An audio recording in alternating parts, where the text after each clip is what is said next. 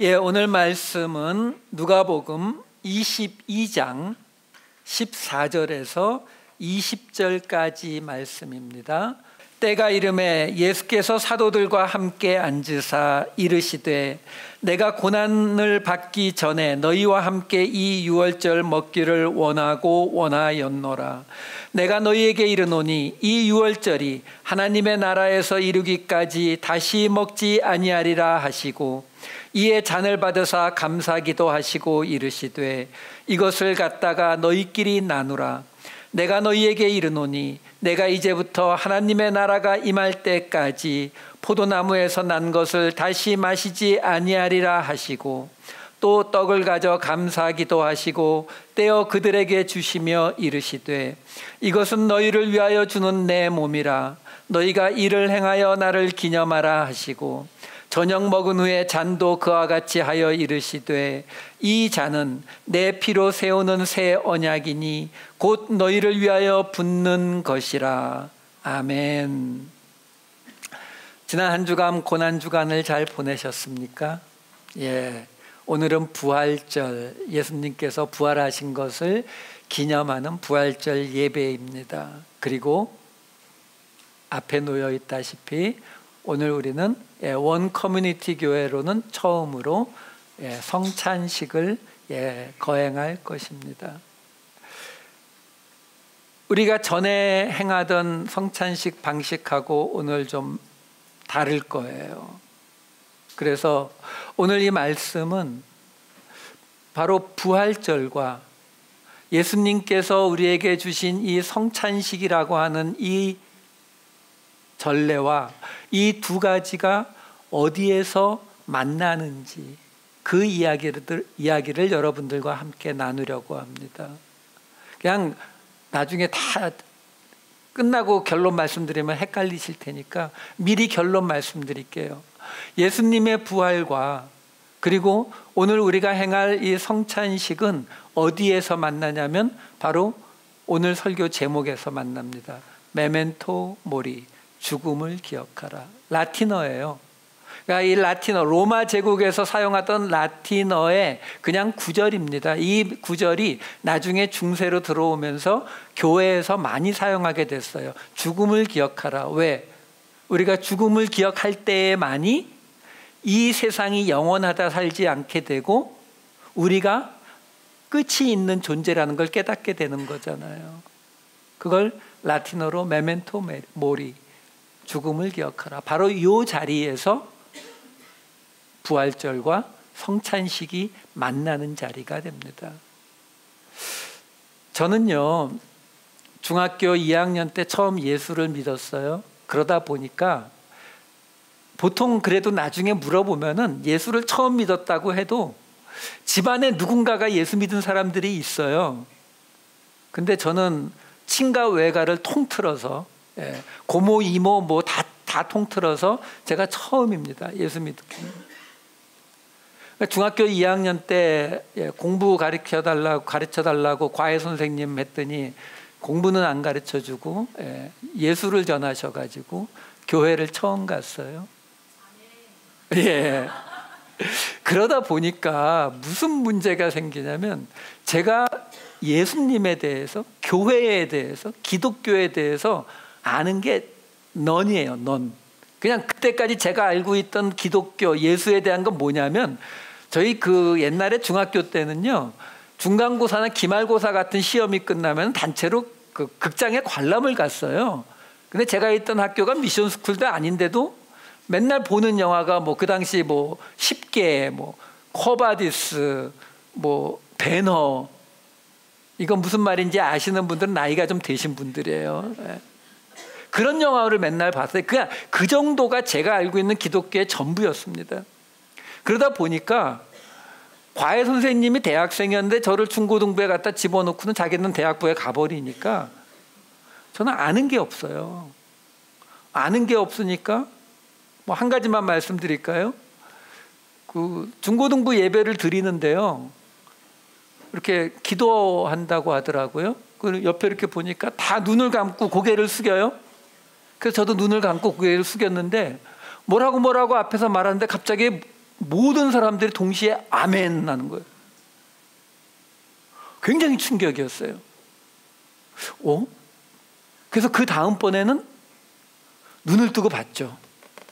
무슨 사인을 하는데 내가 놓쳤구나 그러고. 그게 다 고개 숙이고 눈 감고 있는데 갑자기 동시에 아멘 하는 거예요. 이게 하나님이구나. 와, 막 신이 막 이렇게 동시에 사인을 주는구나. 저 그렇게 알았어요. 그렇게 이렇게 기독교에 대해서 전혀 알지 못하는 그런 속에서 이제 그 교회 생활을 해나갔는데요. 근데 그때에 뭐 나중에도 마찬가지예요. 크리스마스 성탄절은 교회에 굉장히 큰 명절이었어요. 또 그때는 통행금지가 있었던 때라서 그 크리스마스 이브 때는 통행금지가 없거든요. 그래서 막 밤새 모여서 새벽송도 돌고 뭐 이 중고등학생들끼리 같이 놀고 하니까 너무너무 재밌더라고요. 근데 그때부터 가진 그 마음이 뭐냐면 크리스마스가 굉장히 큰 명절이로구나. 중요한 날이구나. 근데 부활절은요. 별로 안 와닿더라고요. 여러분, 이게 나중에 교회를 잘 알게 되고 예수님에 대해서 알게 되고 은혜를 받고 난 뒤에도 크리스마스는 굉장히 중요하다고 느껴지는데 부활절은 뭐 그만큼 와닿지를 않는 거예요. 여러분들은 어떠셨는지 모르겠어요. 근데요, 이런 생각이 들더라고요. 크리스마스는 왜 우리한테 이렇게 가깝게 다가올까? 예수님의 생일을 축하하는 것은 너무나 쉽거든요. 예수님 이 땅에 오셨어요. 생일 축하합니다. 해피 버스데이. 너무 쉬워요, 이해하기가. 근데 부활절 그러면은 죽었다 살아났다라는 건데, 솔직히 전 옛날에 그런 생각 들더라고요. 아니 뭐 신인데 뭐 죽었다 살아나고 뭐 한 두세 번 죽었다 살아나도 뭐 그렇게 특별한가? 그러니까 부활절은 우리에게 그리 많이 와닿지 않더라라는 거죠. 그러면 왜 부활절은 성탄절에 비해서 그런 느낌이 왔을까 하는 거예요. 근데 제가 신학을 공부하고 기독교의 교리가 뭔지를 알게 되니까 성탄절에 비해서 부활절은 비교할 수 없이 중요한 날이거든요. 사실 우리 기독교의 가장 큰 명절을 하나 딱 꼽아라 그러면 부활절이에요. 근데 왜 우리는 성탄절이 훨씬 가깝게 느껴지고 쉽게 이해가 되고 부활절은 우리가 받아들이기가 조금 껄끄러운 느낌이 될까? 잘 이해가 잘 되지 않을까? 바로 그 지점이 오늘 이 말씀을 시작하는 포인트가 됩니다. 자, 오늘 이 말씀은요, 우리가 다 잘 아는 말씀이죠. 예수님 잡히시는 그 밤의 이야기예요. 바로 이제 그 밤에 겟세마네 동산에 가서 기도 마치자마자 예수님 잡혀가서 신문 받고 그 다음날 돌아가시는 거거든요. 그 직전에 우리가 흔히 말하는 최후의 만찬 자리에서 있었던 일이에요. 오늘 이 14절 보면은 때가 이르매 이러면서 시작이 됩니다. 그 때가 언제냐면 이제 예수님이 잡혀갈 때가 됐다라는 뜻도 되고, 또 크게 해석해 본다면 이제 어떤 큰 일이 일어날 그 때가 되었다라는 의미로도 볼 수가 있거든요. 그러면서 15절에는 뭐라고 이어지냐면 예수님께서 이렇게 말씀하세요. 내가 고난을 받기 전에 너희와 함께 이 유월절 먹기를 원하고 원하였노라. 근데 그 뒤에 나오는 이야기는 지금 오늘 본문 읽어드렸지만 바로 성찬에 관한 이야기가 나오거든요. 그 이야기는 지금 이 성찬의 이야기 안에는 유월절이라고 하는 것이 들어가 있다라는 거예요. 그 유월절의 의미가 들어가 있다라는 거죠. 유월절이 뭐죠? 이집트에서 빠져나올 때에 어린 양의 피를 문설주에 바름으로 죽음을 면하고 이집트에서 나오게 된 것을 기념하는 절기가 유월절이란 말이에요. 근데 그 유월절의 의미가 이 성찬이라고 하는 이 안에 들어가 있다라는 것을 우리가 일단 하나 알 수가 있다라는 거예요. 자, 그러면 이 성찬식 의 이야기는요, 당연히 중요하니까 마태, 마가, 누가복음에 다 나옵니다. 요한복음에는 안 나와요. 마태, 마가, 누가복음에 다 나오는데 그 시작점부터 요 마태복음과 마가복음은 거의 같아요. 근데 누가복음, 오늘 본문으로 잡은 이 누가복음에는 약간의 차이가 보이기 시작합니다. 자, 어디에서부터 차이가 보이는가, 그 차이점들을 먼저 말씀을 드릴게요. 자, 처음 시작할 때 보면은 우선 마태복음 26장 2절에 보시게 되면은 예수님께서 이렇게 말씀하시는 걸로 시작됩니다. 너희가 아는 바와 같이 이틀이 지나면 유월절이라 인자가 십자가에 못 박히기 위하여 팔리리라 하시더라. 이 예수님이 말씀하신 거예요. 근데 반대편에 있는 3절과 3, 4, 5절에는 이렇게 나와요. 그때에 대제사장들과 백성의 장로들이 가야바라 하는 대제사장의 관정에 모여 예수를 흉계로 잡아 죽이려고 의논하되 말하기를 밀란이 날까 하노니 명절에는 하지 말자 하더라. 이렇게 나와요. 요 이야기가 마가복음에는 이렇게 나옵니다. 14장 1절 2절 이틀이 지나면 유월절과 무교절이라 대제사장들과 서기관들이 예수를 흉계로 잡아 죽일 방도를 구하며 이르되 밀란이 날까 하노니 명절에는 하지 말자 하더라. 지금 마태 마가에서는 어떻게 전해주고 있냐면은 유월절이 지금 다가왔는데 지금 제가 예수님한테 욕하면 안 되죠. 저 예수를 죽여야 되겠는데 문제는 뭐예요? 밀란이 날 것 같으니까 명절에는 하자고 말자고요? 하지 말자. 지금 마태 마가는 이렇게 얘기해 주고 있어요. 근데 이 대목을 누가복음은 뭐라고 이야기하고 있냐면 누가복음 22장 1절과 2절에 이렇게 나옵니다. 유월절이라 하는 무교절이 다가오매 대제사장들과 서기관들이 예수를 무슨 방도로 죽일까 궁리하니 이는 그들이 백성을 두려워함이더라. 자, 이 뉘앙스가 지금 어떻게 돼요? 이 사람들은 지금 이 유월절이라 하는 무교절이 다가오지만 그거와 상관없이 우리가 이 예수를 죽여야겠는데 단지 뭐가 문제라고요? 사람들이 많으니까, 백성을 두려워하니까. 그럼 문제는 뭐예요? 명절에 하지 말자고요? 아니요. 그 방법을 찾아보자. 이렇게 되는 거죠. 이 뉘앙스가 약간 서로가 달라요. 그 이야기는 그 다음에 이어지는 이야기를 보면 우리가 뚜렷이 알 수 있어요. 마태복음 26장 16절을 보면 이렇게 나옵니다. 여기서 그는 가로 유다예요. 그가 그때부터 예수를 넘겨줄 기회를 찾더라.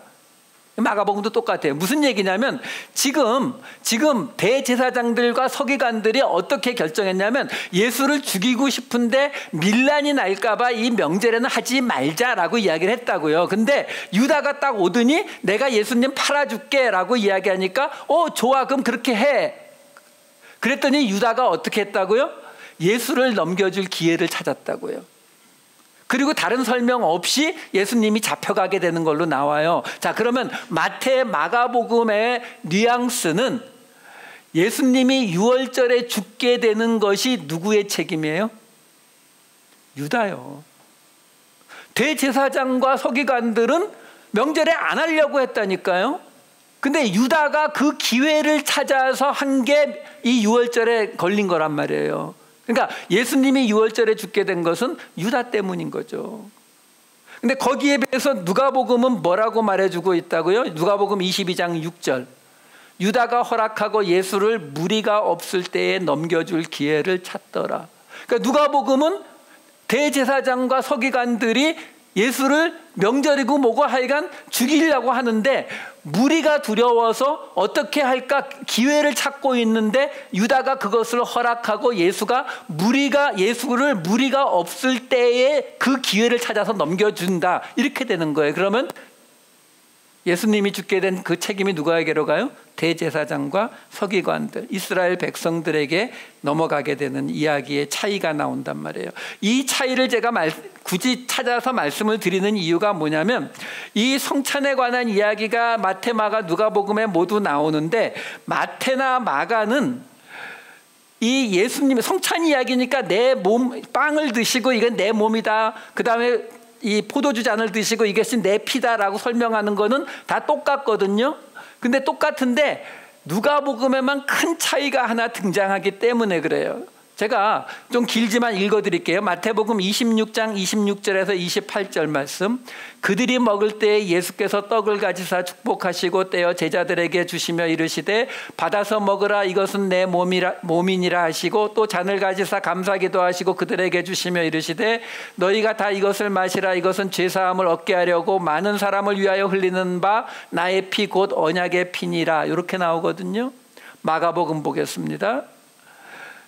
그들이 먹을 때에 예수께서 떡을 가지사 축복하시고 떼어 제자들에게 주시며 이르시되 받으라 이것은 내 몸이니라 하시고 또 잔을 가지사 감사기도 하시고 그들에게 주시니 다 이를 마시매 이르시되 이것은 많은 사람을 위하여 흘리는 나의 피 곧 언약의 피니라. 거의 같아요.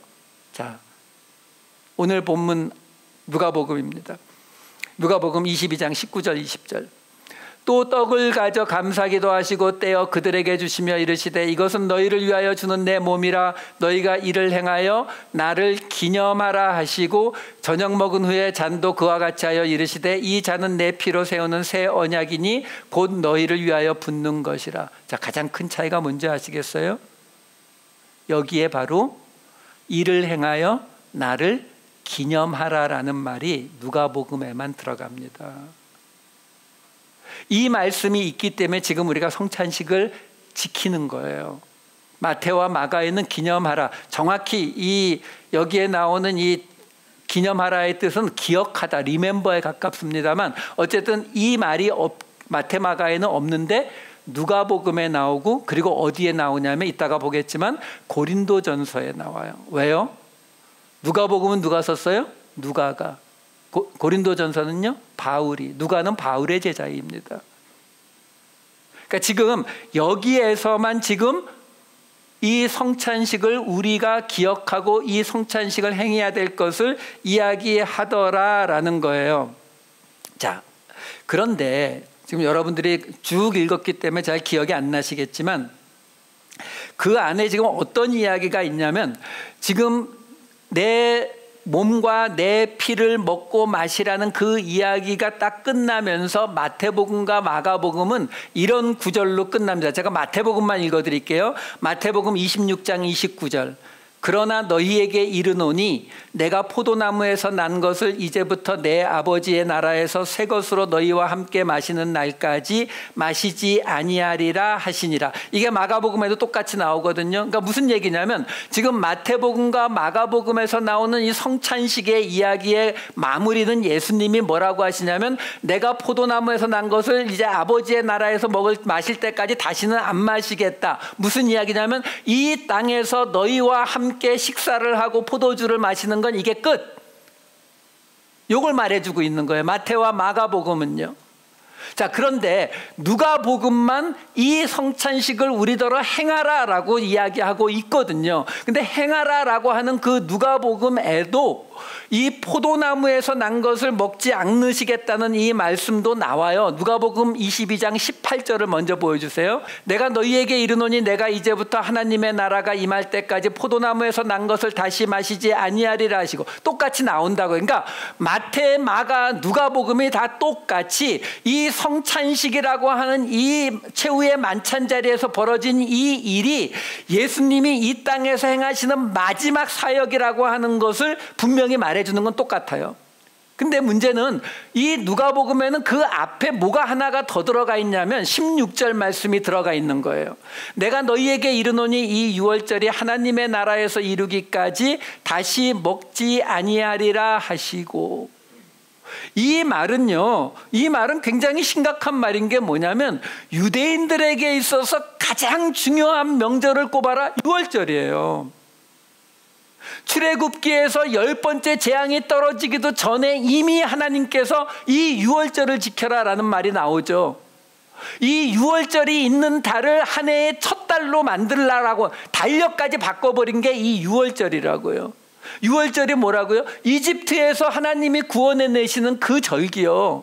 근데 지금 예수님이 뭐라고 해요? 하나님의 나라에서 이루기까지 다시 유월절을 먹지 않겠다. 무슨 말이에요? 유월절 끝. 유월절 끝. 근데 그 다음에 나오는 이야기가 뭐라고요? 성찬식 이야기가 이어진다고요. 그 이야기는 지금 누가복음은 무슨 이야기를 우리에게 들려주고 있는 거냐면 이 성찬식이 구약의 유월절을 대체하고 있다라는 걸 우리에게 말해주고 있는 거예요. 이것은 우리가 이 성찬식의 의미를 해석할 때에 굉장히 중요한 것을 우리에게 남겨주는 거예요. 뭐냐면 이 성찬식이라고 하는 것이 예수님께서 우리를 위해서 당신의 몸을 주시고 당신의 피를 뿌리게 하셨다. 예수님 감사합니다. 예, 그것도 맞아요. 그것도 맞는데 그걸 조금 더 깊이 들어가서 유월절이 의미하는 게 뭐예요? 바로 종되었던 땅에서 하나님이 구원해 주신 이야기거든요. 곧 누가복음은 그리고 사도 바울은 고린도전서에서 이 성찬식에 어떤 의미가 들어가 있다고요? 바로 우리의 구원에 관한 의미가 들어가 있다라고 우리에게 말해주고 있다라는 거예요. 자, 그러면 또 하나 새로운 그 누가복음에만 나오는 구절을 하나 더 비교해 드릴게요. 누가복음 22장 20절 말씀 다시 보겠습니다. 저녁 먹은 후에 잔도 그와 같이 하여 이르시되 이 잔은 내 피로 세우는 새 언약이니 곧 너희를 위하여 붓는 것이라. 여기에 해당되는 마태복음과 마가복음은 죄사함을 얻게 하려고 많은 사람을 위하여 흘리는 바 나의 피 곧 언약의 피니라. 이것은 많은 사람을 위하여 흘리는 나의 피 곧 언약의 피니라. 어떤 차이점이 있습니까? 누가복음만 지금 이것을 뭐라고 부른다고요? 새 언약이라고 부르고 있다는 사실이에요. 자, 우선 마태복음과 마가복음에서 말하는 예수님의 언약의 피니라라고 하는 이 말은 뭘 말씀하고 계시는지를 설명을 드릴게요. 이건 출애굽기에 나오는 이야기입니다. 출애굽기 24장 8절 말씀 읽어드릴게요.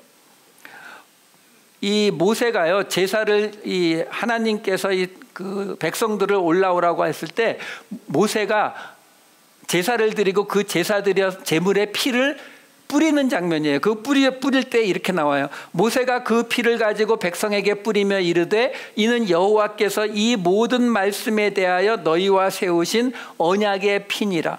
그러니까 언약의 피가 뭐냐면은 지금 모세를 통해서 뿌려진 제물의 피인데 그 언약의 피가 뭔지 정확히 이렇게 설명이 나와요. 출애굽기 24장 1절 2절 말씀을 볼게요.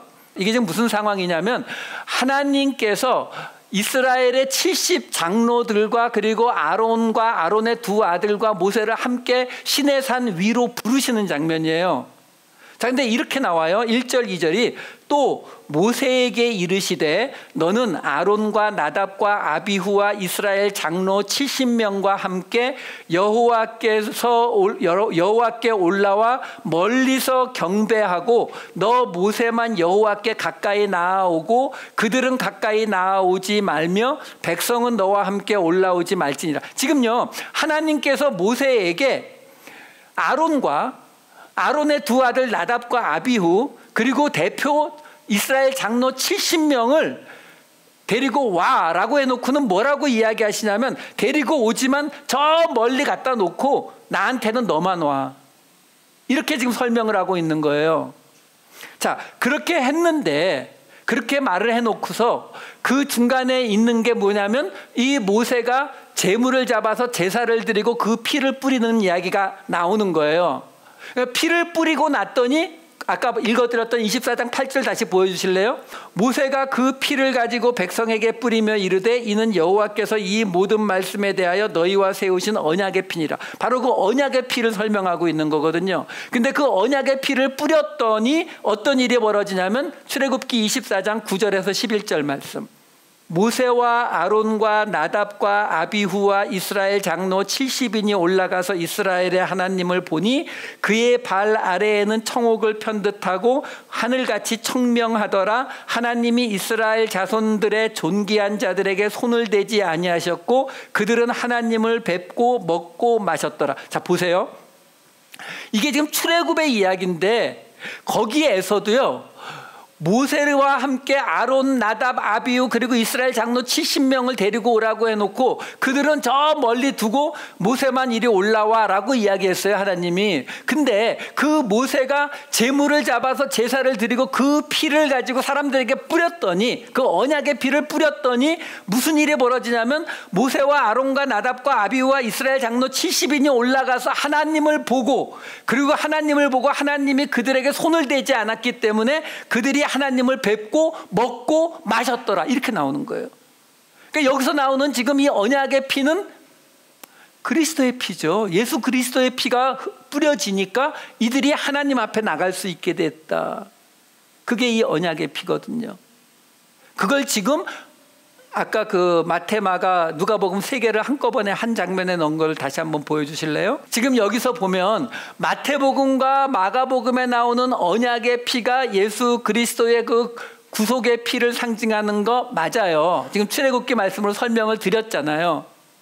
자, 그런데 누가복음에는 그 언약에 대해서 하나 더 붙여서 새 언약이라 이렇게 이야기하고 있다라는 사실이에요. 그러면 새 언약은 뭐냐? 이건 예레미야서에서 가져온 이야기입니다. 예레미야서 31장 31절. 여호와의 말씀이니라. 보라, 날이 이르리니 내가 이스라엘 집과 유다 집에 새 언약을 맺으리라. 새 언약을 맺으신대요. 근데 그 새 언약이 뭐라고 나오냐면 이어지는 32절 33절에 이렇게 나옵니다. 이 언약은, 그 새 언약은 내가 그들의 조상들의 손을 잡고 애굽 땅에서 인도하여 내던 날에 맺은 것과 같지 아니할 것은 내가 그들의 남편이 되었어도 그들이 내 언약을 깨뜨렸음이라. 여호와의 말씀이니라. 지금 그 새 언약은 아까 우리가 금방 보았던 마태와 마가에서 말하고 있었던 그 언약, 그 언약의 그거와 같지 않다라고 말하고 있는 거예요. 그럼 정확히 어떤 것이 새 언약이냐? 33절이에요. 그러나 그날 후에 내가 이스라엘 집과 맺을 언약은 이러하니 곧 내가 나의 법을 그들의 속에 두며 그들의 마음에 기록하여 나는 그들의 하나님이 되고 그들은 내 백성이 될 것이라. 여호와의 말씀이니라. 자, 여기 보세요. 지금 새로운 언약이 있는데 그 새로운 언약이 옛날의 언약, 바로 그 구약의 율법의 언약이 아니다라는 거거든요. 근데 그 새로운 언약이 뭐다라고 지금 예레미야서에서 설명해 주고 있어요. 그 새로운 언약은 하나님의 법을 그들의 속에 둔대요. 본래는 하나님의 법이 어디 있었죠? 구약 시대에는 율법의 성전에요. 그리고 그들의 속에 두고 그들의 마음에 기록한대요. 이게 지금 왜 이렇게 되는지 아시겠어요? 지금 왜 구약의 예레미야서에 이런 이야기가 등장하는지 아시겠어요? 이게 무슨 어떤 상황이냐면요, 예레미야서는 지금 마지막 남은 다윗의 왕국 유다가 멸망하기 직전에 주신 말씀이란 말이에요. 그럼 멸망당하면 어떻게 돼요? 예루살렘 불타버리고 솔로몬 성전 불타버리고 나라가 완전히 망해서 바벨론으로 끌려가서 70년 있다 돌아오게 되잖아요. 그때 주시는 말씀이란 말이에요. 무슨 얘기예요? 이제 더 이상 하나님의 법을 둘 성전이 없어요. 하나님의 성경을 갖다 보관할 곳도 없다고요. 그러니까 이제 그날이 오면 어떤 일이 벌어진다고요? 이제 하나님의 법은 어디에 존재해요? 우리 마음에 존재한다고요. 그걸 뭐라고 하신다고요? 지금 새 언약이라고요. 지금 하나님께서 물으시는 거예요. 지금 이 누가복음을 통해서 예수 그리스도를 통해서 새로운 언약을 세운다. 근데 그 새로운 언약은 뭐라고요? 그동안 그들이, 이 유대인들이, 이스라엘 사람들이 의지하고 믿어오던 게 뭐예요?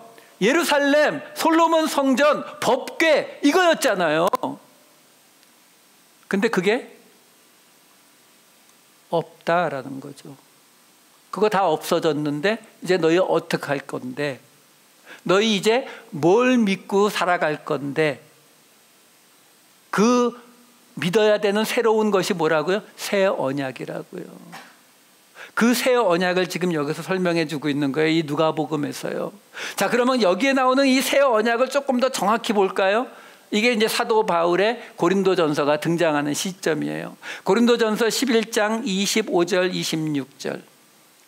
식후에 또한 그와 같이 잔을 가지시고 이르시되 이 잔은 내 피로 세운 새 언약이니, 새 언약 등장합니다. 이것을 행하여 마실 때마다 나를 기념하라 하셨으니, 여기서도 기념하라, 마태 마가에 나오지 않던 기념하라가 등장을 하죠. 너희가 이 떡을 먹으며 이 잔을 마실 때마다 주의 죽으심을 그가 오실 때까지 전하는 것이니라. 자, 보세요. 사도 바울이 지금 새 언약이라는 걸 설명을 하는데, 그 새 언약을 주셨는데 그 새 언약을 어떻게 하라고요? 지금 이 잔을 마시고 이 떡을 먹을 때마다 기념하래요.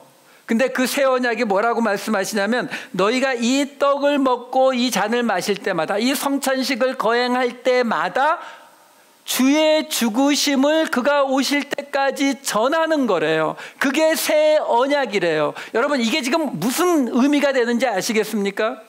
그 전에 구약의 시대에는 구약의 시대에 법궤가 있고 성전이 있고 예루살렘이 있고 이럴 때에는 어떻게 그 백성들이 하나님을 만났어요? 어느 날 제가 무슨 잘못을 저질렀어요. 그럼 어떻게 하면 돼요?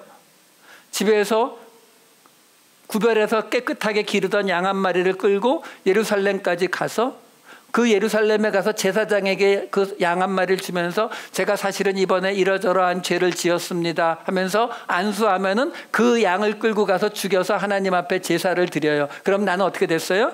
깨끗해졌죠. 예, 하나님 이제 저 괜찮죠? 하고 돌아오는 거예요. 무슨 말씀이냐면 구약에서 말하고 있는 성전, 법궤, 예루살렘 이 모든 것은 철저하게 뭘 중심으로 이루어져 있어요? 나의 구원이요. 내 죄를 속죄하는 거예요. 근데 지금 새로운 언약 속에서 이 성찬식을 거행할 때에는 주의 죽으심을 그가 오실 때까지 전하는 거래요. 그럼 이걸 딱 쉽게 비교하면은 구약의 이 법궤와 율법과 성전이 의미하는 거는 나의 구원이라면 지금 이 새로운 언약을 통해서 성찬식을 통해서 우리에게 보여주는 그 새로운 언약은 남의 구원이란 말이에요. 이 고린도전서 이 11장 전체가 바로 이 성찬식에 관한 설명을 하고 있는데요. 나중에 여러분들 고린도전서 11장을 좀 천천히 읽어보세요. 고린도전서 11장 처음 시작하면은요 무슨 이야기가 나오냐면은 교회에서 남자와 여자의 그 위치에 관한 이야기가 나와요. 여자는 머리에 뭘 써야 되고 남자는 쓰지 않고 여자는 교회에서 조용하고 뭐 이런 이야기들이 쭉 이어집니다. 이 이야기를 가지고 교회에서 남자 여자 차별하시는 분들이 있어요. 이 대목은 그렇게 해석할 대목이 아닙니다. 왜 그러냐면 그 남자와 여자에 관한 이야기를 사도 바울이 써놓고서 어떻게 이야기를 마무리하냐면 16절, 11장 16절에 이렇게 나와요. 논쟁하려는 생각을 가진 자가 있을지라도 우리에게나 하나님의 모든 교회에는 이런 관례가 없느니라. 지금 이게 무슨 말이냐면요, 지금 사도 바울이 이 고린도전서 11장 1절부터 요 15절까지 교회 안에서 남자와 여자의 문제들을 쭉 이야기하거든요. 근데 그 이야기가 뭐라고 이야기하는 거냐면 그거는 하나님의 법이 아니란 말이에요. 그러니까 사도 바울이 고린도 교회에서 지금 남자와 여자의 그 교회에서 어떤 역할을 맡을 것인가를 가지고 자꾸 문제가 생기고 시끄러우니까 사도 바울이 남자는 이렇게 하고 여자는 이렇게 해라 라고 말을 한다고요. 말을 해놓고 뭐라고 이야기하냐면 논쟁하려면 할 수가 있다라는 거예요. 왜? 하나님의 명령이 아니니까 논쟁하려면 할 수가 있는데 사도 바울이 뭐라고 얘기하냐면 하지만 하나님의 교회에는 그런 관례예요. 관례. 여기서 나오는 관례라는 말은 습관, 풍습이란 뜻이에요. 그러니까 지금까지 하나님의 교회에서 그렇게 안 해왔으니까 이거 가지고 싸우지 마. 이렇게 설명하고 있는 거예요. 왜요? 여러분, 사도 바울은요 철저하게 그의 관심은요 개인 구원이 아니에요. 로마서 보면서 개인 구원이라고 자꾸 해석을 하는데 모든 것은 공동체, 교회를 대상으로 합니다. 그러니까 지금 교회에서 남자와 여자의 역할 문제 때문에 시끄러운 그 고린도 교회에게 뭐라고 이야기하냐면, 자, 우리가 그동안 해오던 우리의 습관들이 있고 우리의 방식이 있잖아. 남자 이렇게 하고 여자 이렇게 해. 알아. 이거 가지고 논쟁하려고 덤빌 거 아는데 우리 하나님의 교회에서 아직까지 그렇게 안 했으니까 그냥 좀 조용히 해. 이거 갖고 따지는 것보다 교회가 분쟁에 빠지지 않는 게 훨씬 더 중요하다. 이렇게 이거 설명해 주고 있는 거예요. 그래서 그 이어지는 11장 17절 18절에 이렇게 이어집니다. 내가 명하는 이 일에, 이게 이제 남자와 여자를 어떻게 해야 된다는 그 일에 너희를 칭찬하지 아니하나니 이는 너희의 모임이 유익이 못되고 도리어 해로움이라. 먼저 너희가 교회에 모일 때에 너희 중에 분쟁이 있다 함을 듣고 어느 정도 믿거니와. 지금 사도 바울의 관심은요, 지금 교회 안에서 남자는 이런 역할을 하는 게 맞다, 저런 역할을 하는 게 맞다, 이거 따지는 거 아무 관심 없어요. 그게 아니라 하나님의 공동체가 이것 때문에 시끄러운 건 난 못 보겠다, 이 말씀하고 있는 거라고요. 이 이야기가요, 바로 지금 우리가 보고 있는 이 고린도전서에도 똑같이 성찬식에 관한 이야기가 나오거든요. 근데 그 성찬식에 관한 이야기 바로 앞에 나오는 이야기가 바로 이 이야기란 말이에요. 그럼 성찬식에 관한 이야기는 어떻게 이어지겠는가 생각을 해보세요. 자, 보세요. 고린도 이어지는 11장 20절 22절 볼게요. 그런즉 너희가 함께 모여서 주의 만찬을 먹을 수 없으니. 왜 못 먹어요? 공동체가 지금 하나가 안 돼 있으니까 주의 만찬 성찬 못한다라고 이야기하는 거예요. 이는 먹을 때에 각각 자기의 만찬을 먼저 갖다 먹음으로 어떤 사람은 시장하고 어떤 사람은 취함이라. 너희가 먹고 마실 집이 없느냐? 너희가 하나님의 교회를 업신여기고 빈궁한 자들을 부끄럽게 하느냐? 내가 너희에게 무슨 말을 하랴? 너희를 칭찬하라. 이것으로 칭찬하지 않노라. 여기까지예요. 무슨 얘기냐면은 지금 성찬의 이야기로 들어가는데, 사도 바울이 이 당시에는요, 우리처럼 이렇게 딱 성찬만 하는 게 아니라 식사를 같이 했어요. 근데 먼저 온 주로 부자들이 식사를 자기들은 실컷 먹어버리고 술도 다 마셔서 취해버리고, 그 뒤에 오는 가난한 자는 배가 고픈 상태로 내버려 둔 거란 말이에요. 사도 바울이 그걸 예를 들면서 너희들이 지금 이 교회 안에서 교회를 업신여기고 빈궁한 자를 부끄럽게 하고 있다. 이렇게 하느니 성찬하지 마라고 이야기하고 있는 거예요. 성찬 너희 함께 모여서 주의 만찬 먹을 수 없어 라고 이야기하는 거라고요. 그러니까 결국 이 성찬에서 지금 사도 바울은 무슨 이야기예요? 그 다음에 곧장 이어지는 23절이 성찬식 이야기예요. 제가 조금 이따가 인용하면서 할 이 모든 것은 주께 받은 것이니 곧 주 예수께서 잡히시던 밤에 떡을 가지사 축사하시고 나누시며 이르시되. 이 쭉 이어지는 이야기라고요. 그러니까 그 성찬에 대해서도 사도 바울은 철저하게 공동체적인 시각으로만 해석을 해주고 있단 말이에요. 아, 그럼 성찬식은 개인 구원하고는 관계가 없나요? 있어요.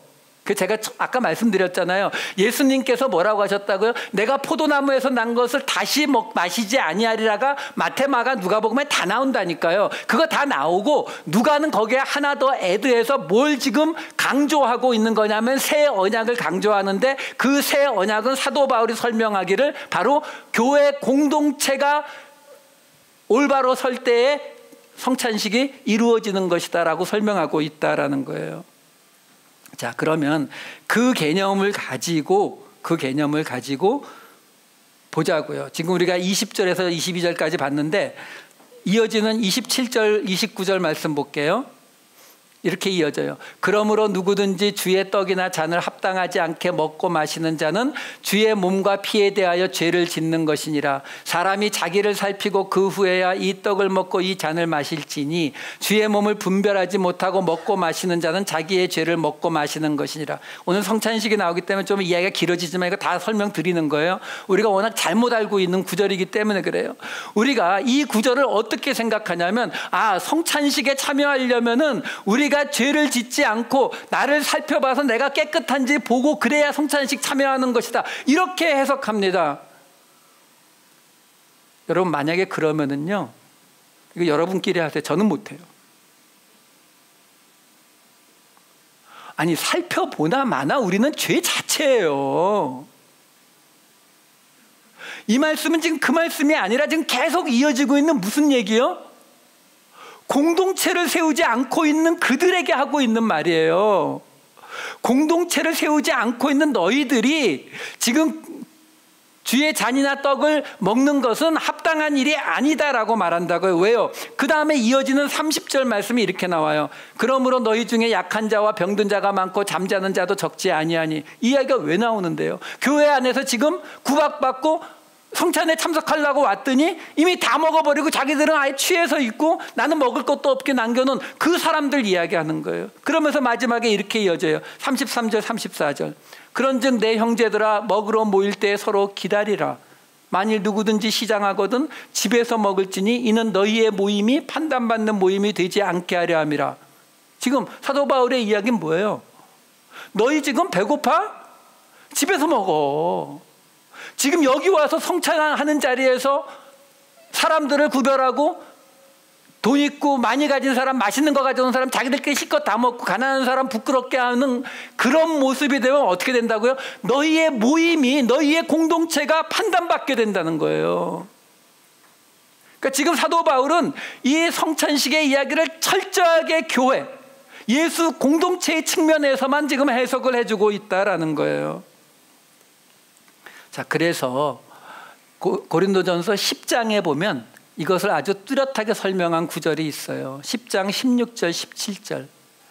우리가 축복하는 바 축복의 잔은 그리스도의 피에 참여함이 아니며 우리가 떼는 떡은 그리스도의 몸에 참여함이 아니냐. 성찬식이죠.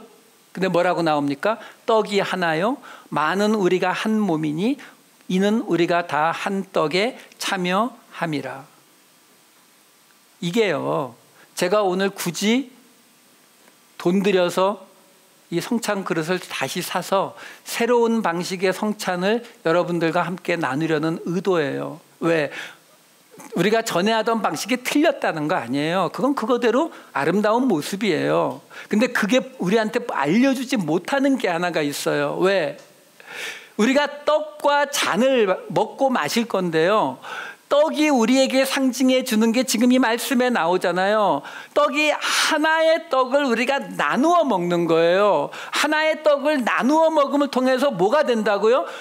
한 몸이신 예수 그리스도의 우리는 그 멤버가 된다는 것을 우리가 이 성찬식을 통해서, 다시 말해서 예수 공동체의 멤버라고 하는 한 원 커뮤니티 처치요. 그걸 우리에게 알려주기 위해서 하는 건데, 우리가 전에는 이렇게 조그맣게 다 만들어져 있는 그 떡을 사용했잖아요.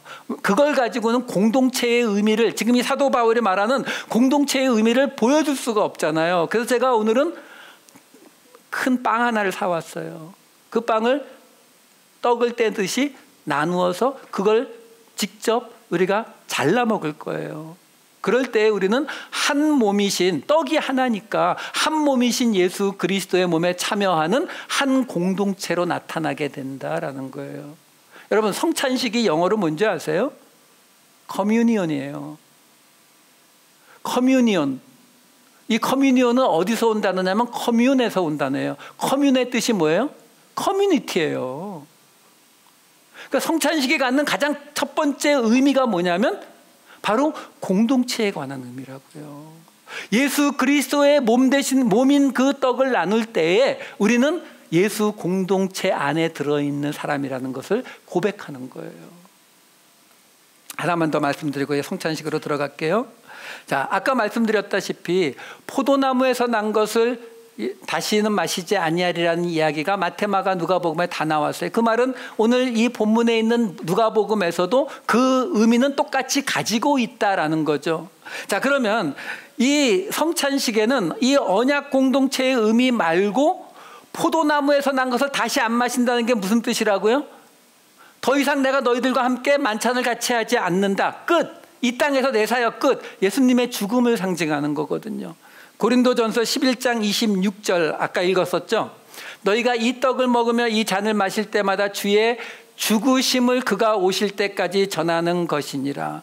근데 주의 죽으심은 어떻게 전할 수 있죠? 예수님이 우리를 위해서 죽으셨어야 하고 외쳐야 되나요? 아니죠. 누가복음 14장 27절. 누구든지 자기 십자가를 지고 나를 따르지 않는 자도 능히 내 제자가 되지 못하리라. 성경이 말하는 죽는 게 뭐예요? 십자가잖아요. 주의 죽으심을 다시 오실 때까지 전해야 된다는 말이 뭐예요? 우리가 십자가를 지는 모습으로 그것을 보여주는 거예요. 자, 여기서 이제 대답이 나오죠. 왜 우리가 성탄절은 훨씬 더 중요하게 느껴지고 좋은 날 같이 느껴지는데 부활절은 우리에게 부담이 된다고요? 죽어야 부활하거든요. 죽어야 부활하는 거예요. 그래서 오늘 제목 메멘토 모리가 나오는 거예요. 죽음을 기억하라. 고린도후서 4장 10절에서 11절 말씀 읽어드릴게요.